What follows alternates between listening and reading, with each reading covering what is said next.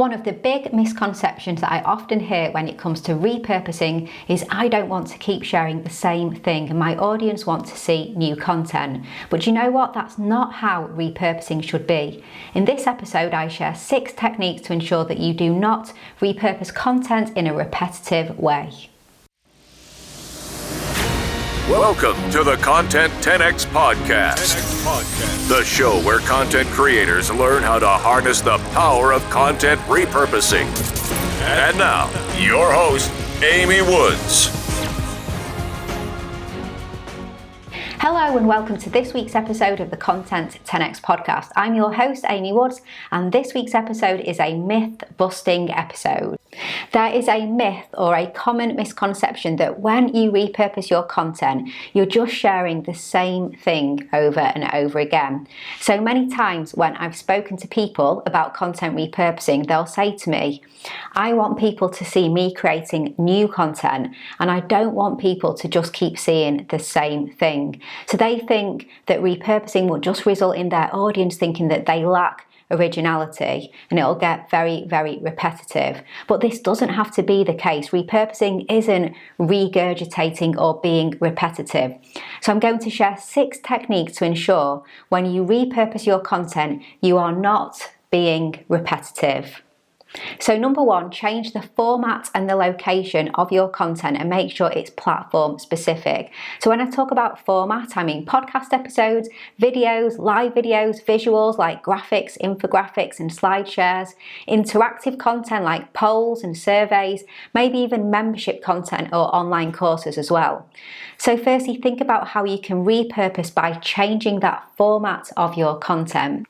Now, for example, let's say that I wrote a blog post about my 10 best red wines from the Napa Valley. I could repurpose that into an infographic. Now, if I had a podcast, I could turn it into a podcast episode. I could also turn it into, say, a LinkedIn post, a slider or a carousel, a text post. Now, doing all of this is creative, right? It's interesting, it's different, and it will add value to your audience. It won't come across as sharing the same thing over and over again. Now, tip number 2 is to dig deeper with certain aspects of your message in your core content and work out how you can really break it down. For example, I mentioned that I could have a blog post, my 10 best red wines from the Napa Valley, and that could become a podcast episode, but maybe it could actually become 10 podcast episodes, so forming a 10-part series where I dig into each wine individually. Or it could become a number of different LinkedIn posts where I share what I look for in each wine, what led me to the decisions that I made in my blog post. So you can repurpose by digging deeper on certain points made and the key messages in the core content. Tip number 3 is to change the angle and look at things from a different aspect or a different perspective.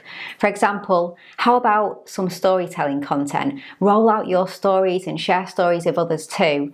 So with my 10 best red wines from the Napa Valley blog post, I could share stories of my experiences with the wines.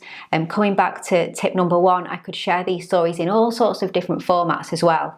For example, a video on YouTube to Instagram stories content or LinkedIn content. So there's lots of great ways that I can share my stories about that post.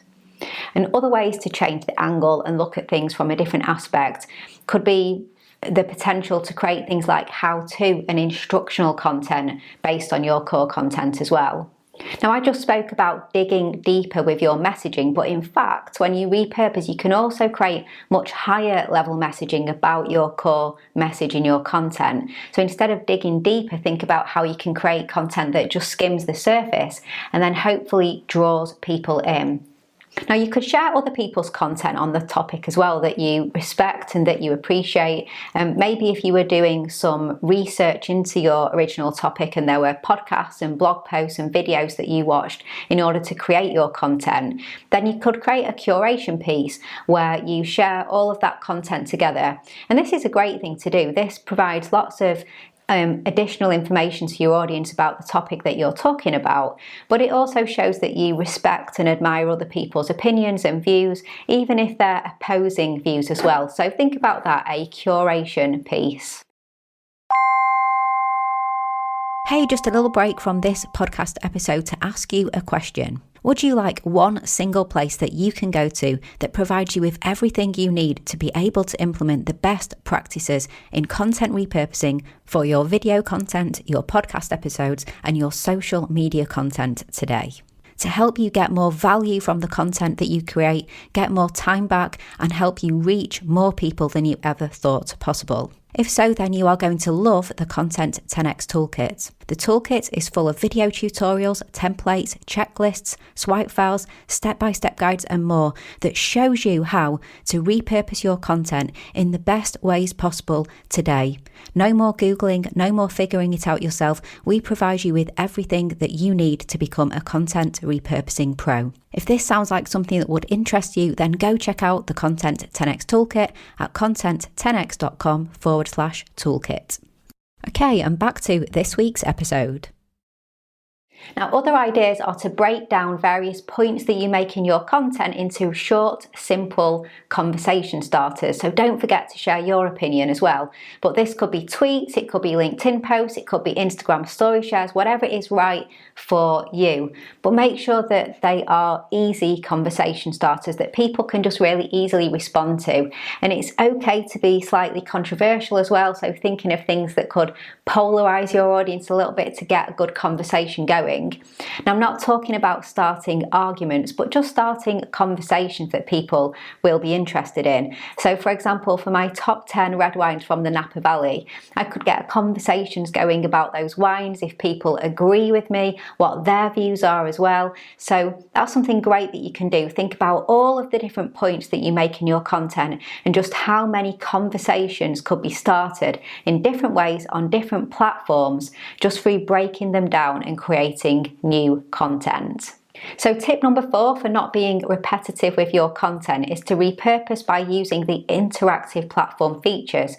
So you could run a poll, for example, on Twitter or LinkedIn or Instagram stories, and you could do an Ask Me Anything. In fact, you could even do a live stream. So again, coming back to my example, the 10 best red wines from the Napa Valley, I could do a live tasting where people join along with me and taste the wines too.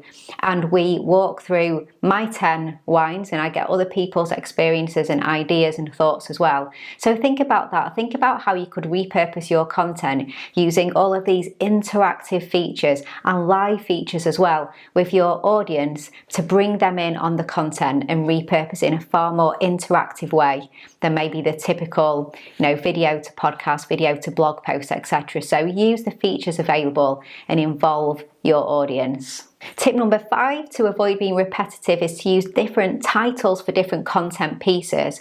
So for example, if you repurpose a video into video teasers, use different titles on the top of those teasers. If you repurpose your blog post to a Medium article, change the title and make some tweaks to the copy. Maybe you repurpose a video into a podcast episode, you could have a different title for the video and the podcast episode. So just think about, even though it may be a similar content and a similar message, you're looking at things from a different angle, a different format, so you can change the title of each piece of content as well. Don't use the same title across the board.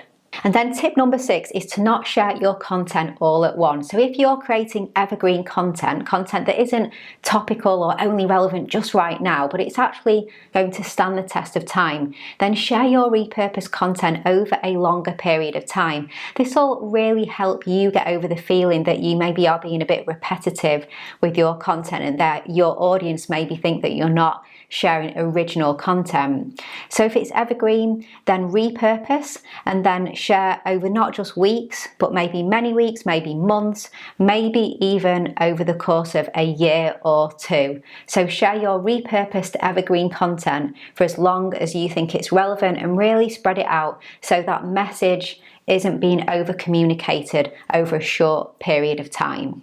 So there you go, there's 6 ways that you can repurpose your content to ensure you're not being repetitive and you're continuing to bring value to your audience. Now, I totally get people who say, I don't want to repurpose because I think my audience want to see new content, but you're not repurposing effectively if you do just keep saying the same thing in your repurposed content. You need to work out how not to do that and how to be different and creative and unique with how you do your content repurposing.